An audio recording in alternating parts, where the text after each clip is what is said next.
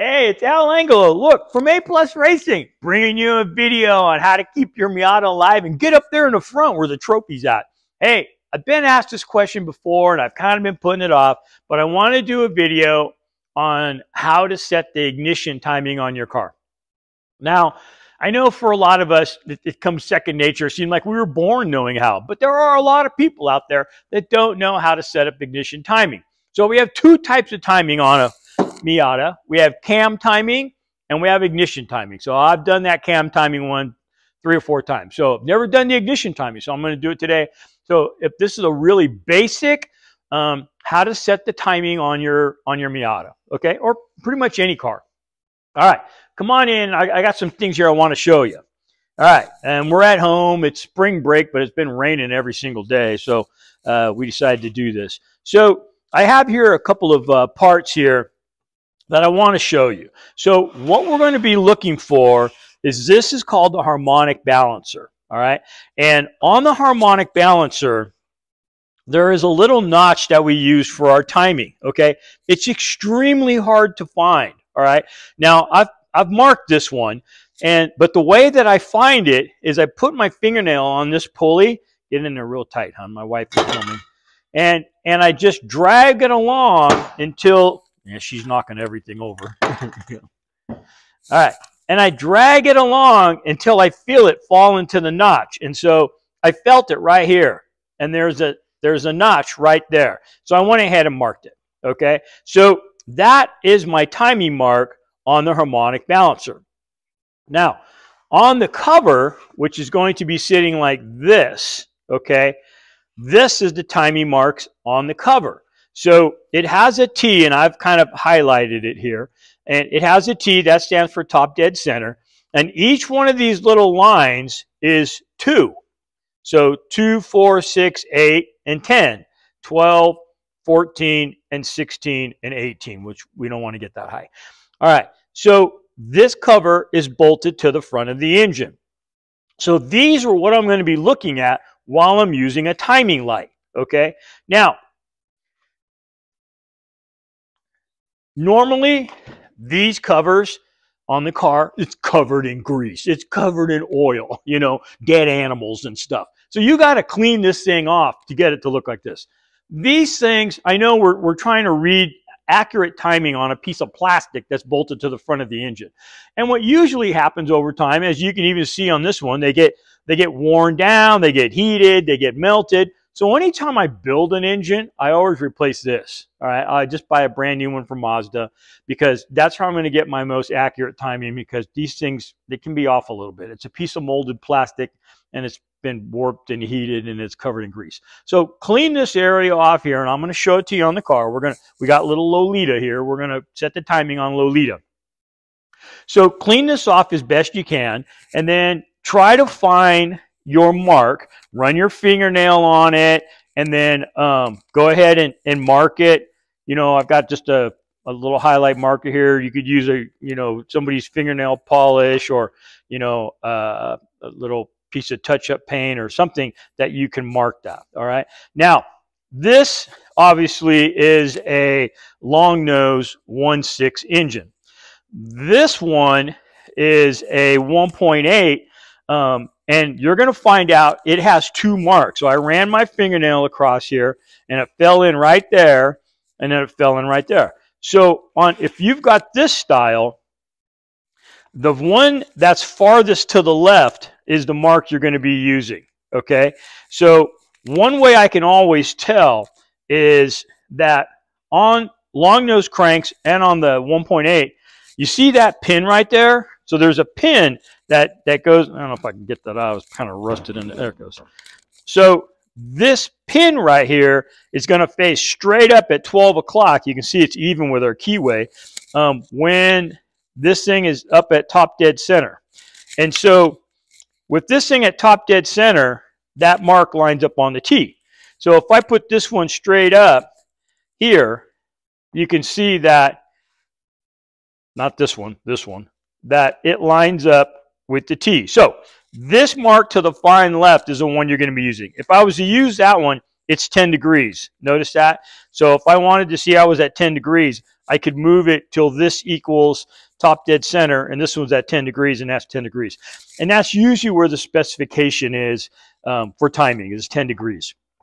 Okay, so on Lolita here, they're already marked. Okay, so I'm going to show you how we do that. But first, I want to show you the different timing lights. Okay, so I got two types here. So let me set this aside. This is probably the timing light you're either going to rent or you're going to buy. They're fairly inexpensive. I don't even remember where I got this one. I think I got it from Napa. And it basically has 3 leads on it. Okay, so it has these 3 leads, and you have one for battery positive, one for ground, and then this one goes over the #1 spark plug wire. Okay, so that's where this one goes. And this is going to start flashing. I always tease the kids because I tell them it makes them sterile if you get hit with this thing. It freaks them out. It's always fun to mess with those kids. All right, so this one's a little fancier. And this one here actually has a digital screen on it. And I can do a lot of things with this one. I use this one primarily on my Volkswagens because I want to set my overall timing at 32 degrees. And this one here allows you to do that. I just picked this up at Harbor Freight. They're under $200. So this one here does advanced timing. You can see how far advanced the timing goes.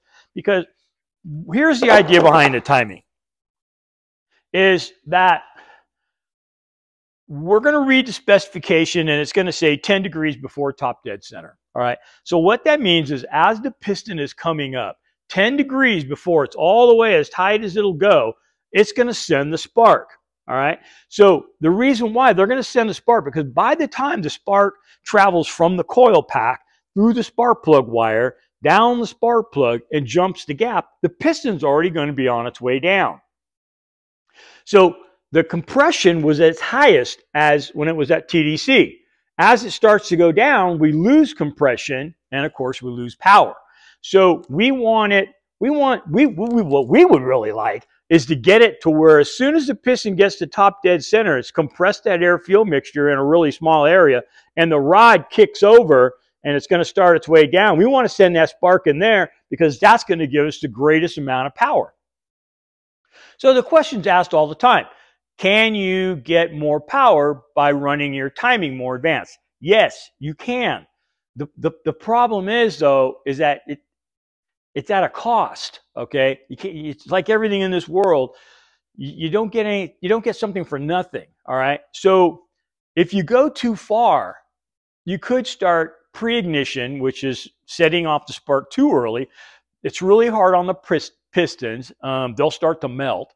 It'll start pinging. It'll cause all kinds of problems. Now, on the Spec Miata, you could run 12 degrees pretty easy and get away with that. I use 91 octane. The more advanced I do the timing, the better fuel I need to have in order to operate that. I once used to own a 70 Boss 302, and it had to run 110 octane. It was a 12.5 to 1 compression ratio.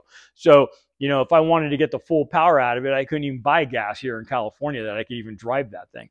So, you know, if you want to bump up the timing on your Miata, you're safe at 12. Okay. During the summertime, I don't know if I would run 12 on 87 octane. That's what we have here. We have 87 and 91. I know some of you have more, but we don't.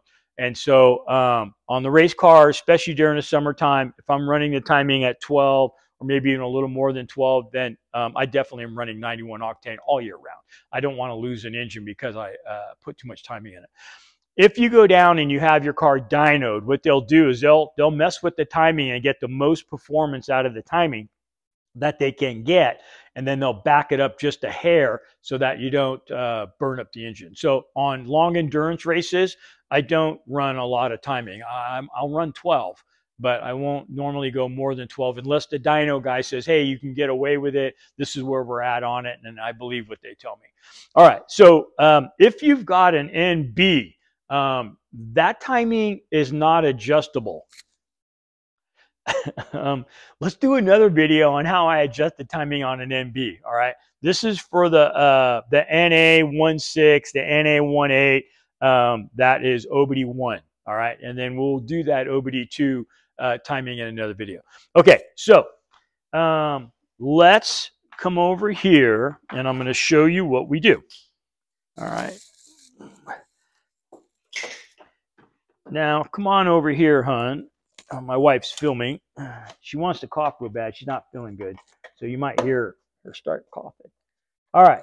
So what I've done, if you can show, get down there, hon. I'm showing them where the marks are. See if you can get in close enough to focus.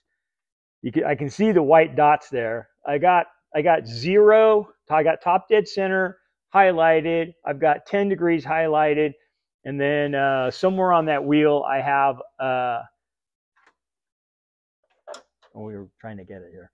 I have the harmonic balancer also marked. All right, so that's what I'm looking for when I am setting the timing. Okay, now that you know what I'm looking for.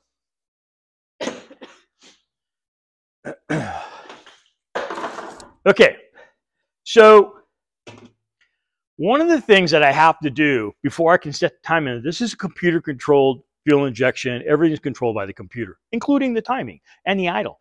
So what I have to do is I have to disable the computer from seeing what I'm doing. All right. And we have a way of doing it. In Ford, we used to call it removing the spout. We'd have to take the spout out before we made any adjustments. So on the Miata, we have to do the same thing, but it's pretty basic. So what we're doing is we're going to disable the computer from seeing what I'm doing. And then I can make a change. And then once I make the change, then I'm going to allow the computer to look to see what I did, but the computer will not change it back to what it had before. Okay. So here it is right over here. So we're going to go to this diagnostic port right here. All right. And so on this diagnostic port, there's a grid here. And when I worked for Ford and we used to have to work on Mazdas, we called this a MX, and there was actually a special tool that hooked up to this. I bet you a lot of you didn't know that. If I look in here, it tells me that what everything is. So I'm interested in the 10 and the ground. Okay, that's in there. So I'm going to take the paper clip and I'm going to jump it, and I always keep it right here. This is a good place to always keep your paper clip on your Miata. So I'm going to take it, I'm going to jump from 10 right there to the ground right there. Don't go into this one. All right. If you look on here, it's battery positive. Okay. So if you put that pin in there and ground, this thing here will immediately glow red and it'll burn the hell out of your fingers. Yeah. Don't even ask me how I know about that. So I've actually only done it when I've tried to do it without glasses on. All right. The timing light, pretty simple. So we said that this one goes over the #1 spark plug, which is always the one here in the front, okay? And then this one goes on a ground and power. Now, it's really easy when the battery's right here, but us Miata people know that the battery's in the trunk. And so some people use one of the ports over there for the crash sensors. I just go to the alternator. So on the alternator, I'm going to get a light down here where you can see what I'm talking about.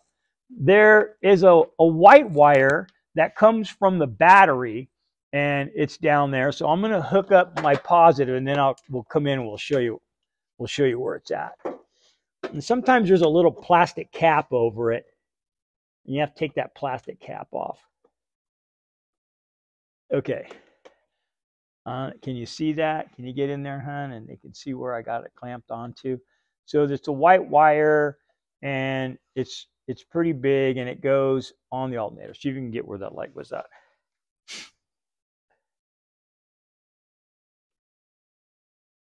And then the other one is just going to go to ground. So it's any place that is metal on the engine. So hopefully you can kind of see where I'm at on that. I know it's kind of tricky.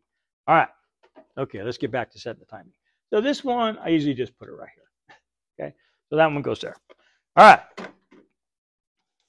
Okay, so #1, a ground, and a battery positive. And I know there's people in there, oh man, you should go over here and get it from there. There's a few places under here you can get it. That's just how I like to get it, and that's where I get it from, my battery positive. All right, I'm going to go ahead and start the car. You wait here. Got my jumper in.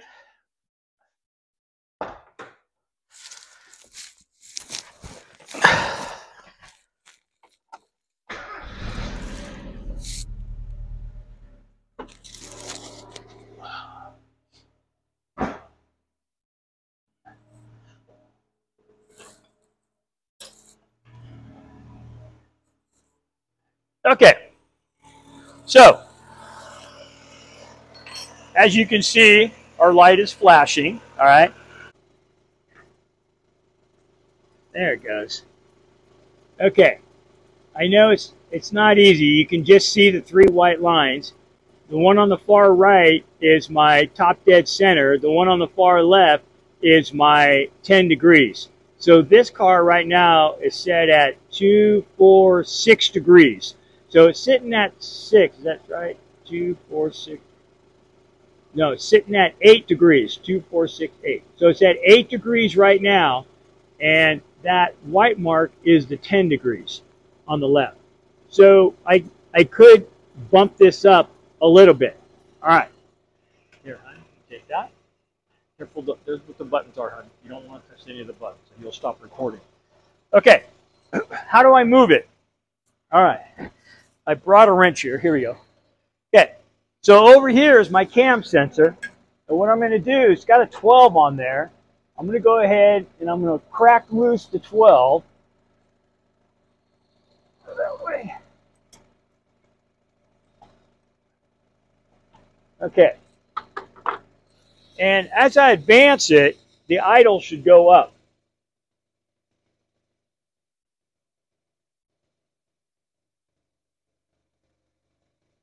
Okay. So I think I moved it. All right. So now just a little bit more.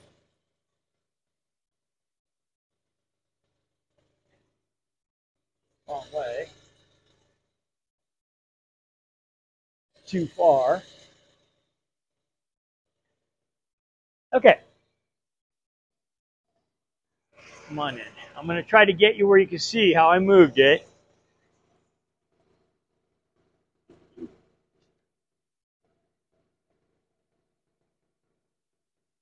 Okay, you can just see that the white line on the pulley that is spinning is even with the white line on the left, and that's 10 degrees. All right, so everything there is set right. So now what I want to do is I want to tighten up my lock nut, my cam angle sensor lock nut.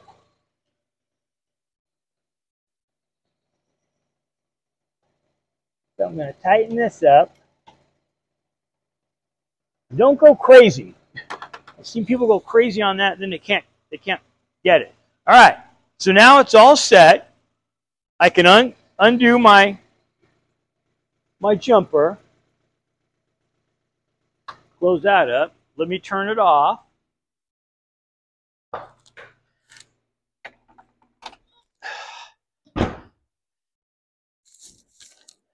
Okay, that's how I set the ignition timing. Sorry, it's kind of hard to get in there. A lot of stuff going on.